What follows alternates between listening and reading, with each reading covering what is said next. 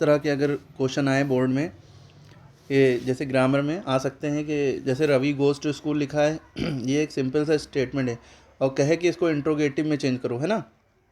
तो बस याद रखिएगा, जब भी कोई वर्ब की फॉर्म लिखी हो उसमें ई एस या एस लगाओ, है ना। तो यहाँ पे देखिए ई एस दिख रहा है ना, तो याद रखिएगा जब जब भी फर्स्ट फॉर्म हो या तो गो हो या तो ई एस हो। हाँ, अगर ई एस होगा तो याद रखिएगा डस से शुरुआत करेंगे इंट्रोगेटिव में बनाने के लिए और लास्ट में क्वेश्चन मार्क लगाएंगे। और अगर ई एस नहीं लगा होगा, वर्ब की बस फर्स्ट फॉर्म लिखी होगी, तो डू से शुरुआत करेंगे और आखिरी में क्वेश्चन मार्क लगाएंगे। हाँ, ध्यान ये रखिएगा, जब डस से आप शुरुआत करेंगी तो गोस, जब आप डस से शुरुआत करेंगी तो गोस का ई एस कट जाएगा बाद में। मतलब देखिए, जैसे आपका ये गोज़ आपने देखा, इसको देख के आपने डस से शुरुआत करी इंट्रोगेटिव में बनाने के लिए, यानी कि सवाल, इसको रवि स्कूल जाता है, इसका मतलब ये था इस, और आपको बनाना क्या है, क्या रवि स्कूल जाता है ना। इंट्रोगेटिव बनाना है, इंट्रोगेटिव मीन्स होता है सवाल। तो आप क्या करेंगे, ई एस को देख के डस तो लगा दिया, लेकिन डस के बाद फिर ये रवि है ये आएगा उसके बाद, और फिर जो गोज़ है गोज़ का गो ही रहेगा, फिर गो टू स्कूल हो जाएगा। ठीक है, आखिरी में क्वेश्चन मार्क लगाना नहीं भूलना है। क्लियर हो गई बात? क्लियर? अब देखिए फिर से समझिए बात को। जैसे अगर यहाँ पे होता रवि की जगह होता आई, तो फिर ये सेंटेंस होता I go to school, I go to school. अगर कहते हैं कि इसको इंट्रोगेटिव बनाओ, किस में बनाओ, इंट्रोगेटिव, तो क्या हो जाता है, ये भाई हमें दिख रही है वर्ब की फर्स्ट फॉर्म। तो हम जब भी वर्ब की फर्स्ट फॉर्म दिखती है और इंट्रोगेटिव में बनाना होता है तो हम सबसे पहले वर्ब की फर्स्ट फॉर्म के लिए हमेशा डू लगता है। क्या लगता है? डू। तो डू आई, अब गो में गो ही रहेगा, ई एस है ही नहीं जो हटा दें, do I go to school, है ना। और आखिरी में क्वेश्चन मार्क लग जाएगा। ठीक है, अब यही सेंटेंस अगर ऐसा आता कि Ravi went to school, went माने गया, ये वर्ब की सेकेंड फॉर्म है, वेंट टू स्कूल। ठीक है, और कहते हैं इसको इंट्रोगेटिव में बनाओ इसको कहते हैं इंट्रोगेटिव में बनाओ, तो ये भी वर्ब की सेकेंड फॉर्म होगी और इंट्रोगेटिव में बनाना होगा, तो हम सबसे पहले जो है डिड से शुरुआत करेंगे। किससे शुरुआत करेंगे? डिड से। किससे? डिड। डिड फिर रवि आ जाएगा, डिड रवि। अब गो, जो वेंट वर्ब की सेकेंड फॉर्म थी, इसकी वजह से हमने डिड लगाया, लेकिन अब जब डिड लगता है तो वर्ब की फर्स्ट फॉर्म हो जाती है। ये वर्ब की सेकेंड फॉर्म को हम वेंट की फर्स्ट फॉर्म होती है गो, है ना। वेंट मिस गया, गो मिस जाता है, ये वर्ब की फर्स्ट फॉर्म, इसीलिए वर्ब की फॉर्म याद होना जरूरी है, वरना कुछ नहीं कर पाएंगे। तो सिंपल सेंटेंस है, टफ सेंटेंस आएगा, उसकी वर्ब की फॉर्म याद होना चाहिए। अब ये हो गया did Ravi go to school, है ना, पूरा वही। हाँ, अगर इसका निगेटिव बनाना होता तब क्या करते भाई? इंट्रोगेटिव में क्या होता है, डिड पहले आ गया, निगेटिव में क्या होता समझिए।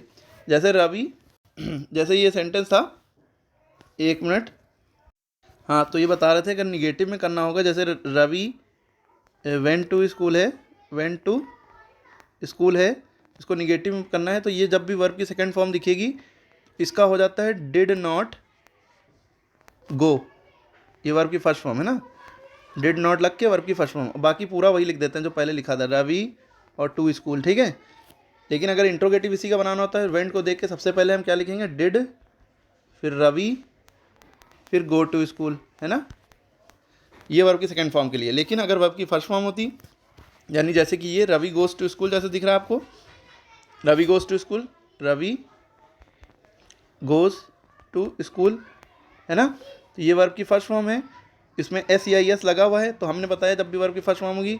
और इसका, अच्छा मान लीजिए पहले इसका निगेटिव बनाना है, अगर निगेटिव बनाना है, निगेटिव माने नहीं, रवि स्कूल जाता है, निगेटिव बनाने का मतलब रवि स्कूल नहीं जाता है, तो जब भी वर्ब की फर्स्ट फॉर्म एस या एस होगा तो डज नॉट लग जाएगा, does not go, E S हट जाएगा यहाँ से, गो लिखेंगे खाली, does not go to school पूरा, और बाकी जो पहले बचा था वो लिख देंगे रवि। ठीक, इसी तरह अगर इसका निगेटिव नहीं इंट्रोगेटिव बताना होता, जैसे हमने बताया, तो जो डस लगाते हैं, ये डस सबसे पहले चला जाएगा और नॉट हट जाएगा, क्योंकि खाली इंट्रोगेटिव बनाना है। डस पहले चलेगा, डस का डी कैपिटल लिखेंगे, डस रवि गो टू स्कूल। ठीक है, आखिरी में क्वेश्चन मार्क लगाएंगे वरना नंबर कट जाएंगे। ठीक है, इसी तरह नेक्स्ट क्वेश्चन पे आते हैं। जैसे यहाँ पे दिया है मदर कुकड फूड। अब देखिए वही बात बताइए, ये वर्ब की जिसमें ज़्यादातर ईडी लगा वो वर्ब की सेकंड फॉर्म होती है। अब इसको आपको क्या करना है, इंट्रोगेटिव बनाना है, तो क्या करेंगे, हमने बताया जब भी इंट्रोगेटिव है, अब तो निगेटिव होता तो अलग बात होती, डिड नॉट कुक हो जाता। इंट्रोगेटिव बनाना है तो कुक की वजह से डिड से शुरुआत होगी। ठीक है। जब सेकंड फॉर्म होगी तो डिड से शुरुआत होगी, डिड मदर, दूसरे नंबर पे सब्जेक्ट आ जाता है, डिड मदर। अब कुक का ईडी हट जाएगा, जैसे गोस का ईएस हट जाता था, did mother cook the food, है ना। लेकिन अगर इसका निगेटिव बनाना होता तो हम क्या करते, तब हम क्या करते, कुक की जगह पे क्या लिखते, डिड नॉट कुक, है ना, ईडी हटा देते हैं और बाकी द फूड वैसे ही लिख देते हैं आगे और मदर से पहले ही लिख देते हैं। ठीक है, क्लियर होगी बात। इसी तरह नेक्स्ट क्वेश्चन क्या है, they will play a cricket. जब इस तरह का सेंटेंस आए, सिंपल था, बहुत ध्यान देखें, they will play a cricket, इसमें तो कोई टेंशन ही नहीं है।